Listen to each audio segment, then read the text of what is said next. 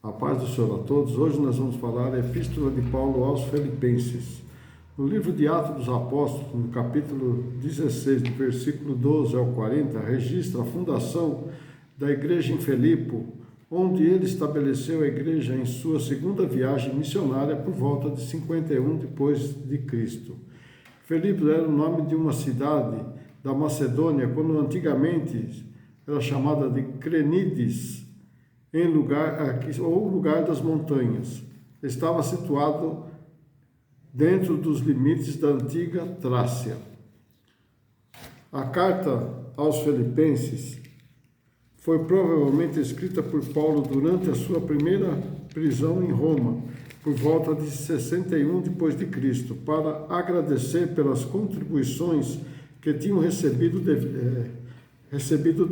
Ele também elogiou calorosamente Epafrodito, porque ele trazia as doações de Filipe a Paulo e estava enviando de volta. Então veja bem, lá no livro de Filipenses capítulo 4, versículo do 10 ao 18, vai falar desse do Epafrodito, que trazia as doações de Paulo lá de Filipe.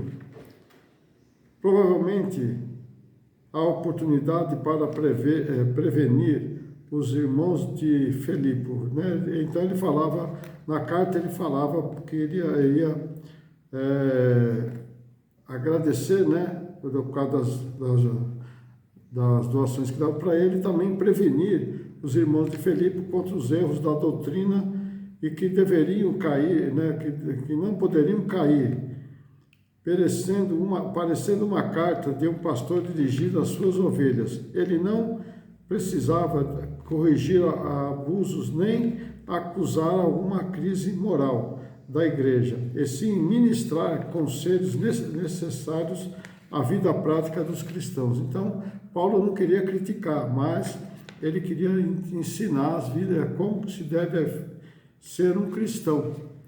Então, em muitos aspectos, esta é a mais bela das cartas de Paulo, cheia de ternura, calor e afeição.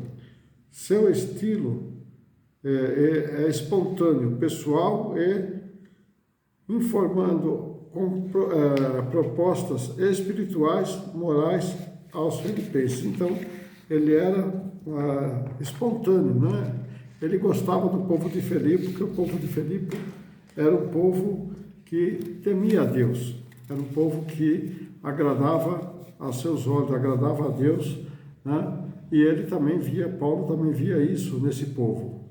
O conteúdo da carta, a mensagem permanente dos filipenses diz respeito à natureza e base da alegria cristã, sendo verdadeira alegria não somente uma emoção superficial de que depende das circunstâncias favoráveis do momento. Então veja bem, a alegria dos filipenses era contagiosa, contagiante.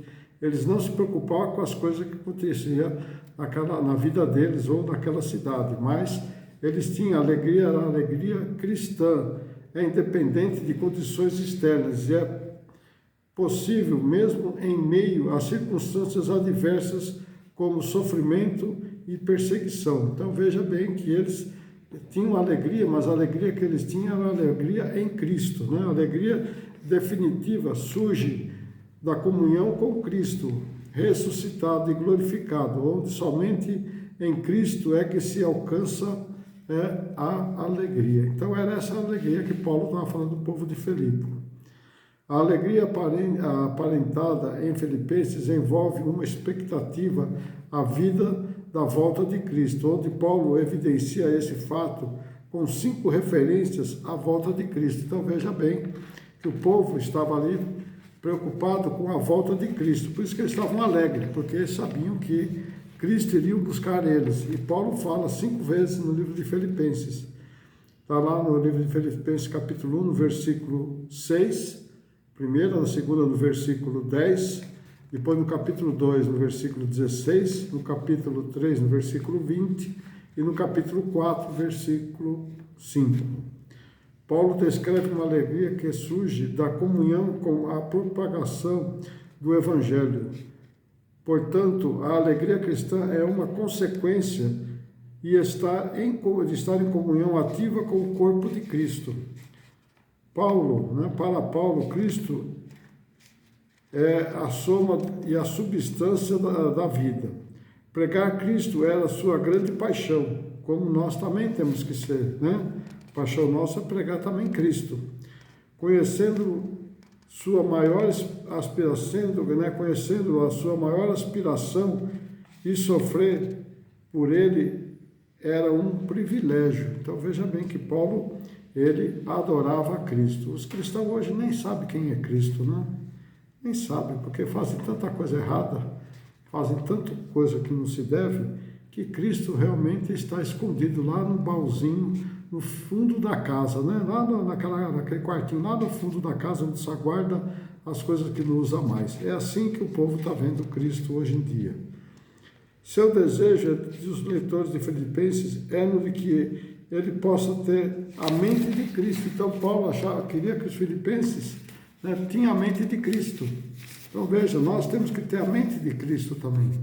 Nós estamos deixando muito a desejar os cristãos hoje em dia, né? A epístola aos Filipenses divide-se em duas sessões. A primeira sessão vai do capítulo 1, do versículo 1 ao capítulo 2, do versículo 1, que retrata a gratidão do povo de Filipe para com ele, né, com as ofertas, quando ele estava em Roma, ele estava preso em Roma, né, e a exortação e a perseverança do povo e o maior amor, né, fraternal e santidade de Cristo. Então veja bem, né, eles tinham a perseverança, né, do povo lá, no amor fraternal de Cristo, né, na santidade de Cristo.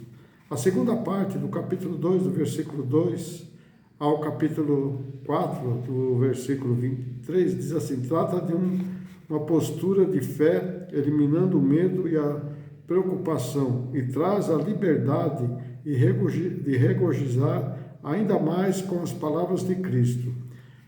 Para termos uma devoção dinâmica focada num objetivo e ter uma intimidade com Deus e ser devoto a si mesmo para conhecer a Cristo. Então, nós temos que ter uma intimidade com Deus para ter Cristo. Né? O esboço de Filipenses, né? Introdução, capítulo 1, do versículo 1 ao 11, salvação do capítulo, nessa parte vai estar a seção, capítulo 1, versículo de 1 ao 2, ação de graça, no capítulo 1, do versículo 3 e 9, a oração, no capítulo 1, do versículo 9 e 11. A outra parte é circunstâncias da prisão de Paulo, no capítulo 1, do versículo 12 ao 26.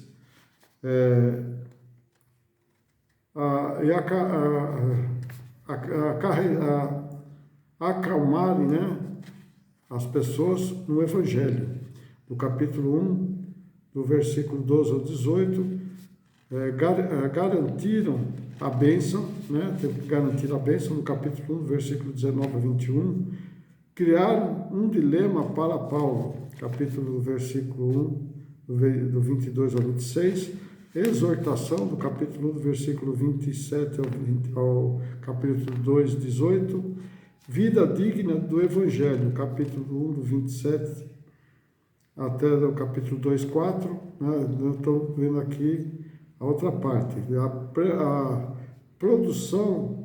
produzir a mente de Cristo, do capítulo 2, do versículo 5 ao 11, cultivar a vida espiritual, do capítulo 2, do versículo 12 ao 13, cessar com murmúrios e questionamento, tá?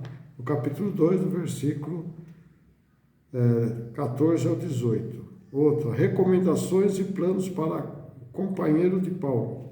Recomendações dele a Timóteo, no capítulo 2, do versículo 19 ao 27. Epifrodito, né, no capítulo 2, versículo 25 ao 30. Outra coisa, advertências contra o erro, no capítulo 3, do versículo 1 ao 23. Aí subdivide em contra os judaizantes, né, capítulo 1, do versículo capítulo 3, do versículo 1 ao 16, contra o sensualismo, né? No capítulo 3, no versículo 17 ao 21, conclusão, está lá no apelos finais, do capítulo 1, do capítulo 4, do versículo 1 ao 9, reconhecimento das dádivas dos filipenses, do capítulo 4, do versículo 10 ao 20, saudações, no capítulo 4, no versículo 21 ao 22, e bênção final, no capítulo 4, no versículo 23, que diz: a graça do nosso Senhor Jesus Cristo seja com vós todos. Amém. Amém? Esse é o livro de Paulo fala aos Filipenses, né? Ele fala que o povo ali era amável, o povo era fervoroso, é um povo que adorava a Deus. Hoje nós temos que ser assim, para ter as dávidas, né? E um povo que não negava, né? Não negava recursos para poder garantir que Paulo pregasse o Evangelho.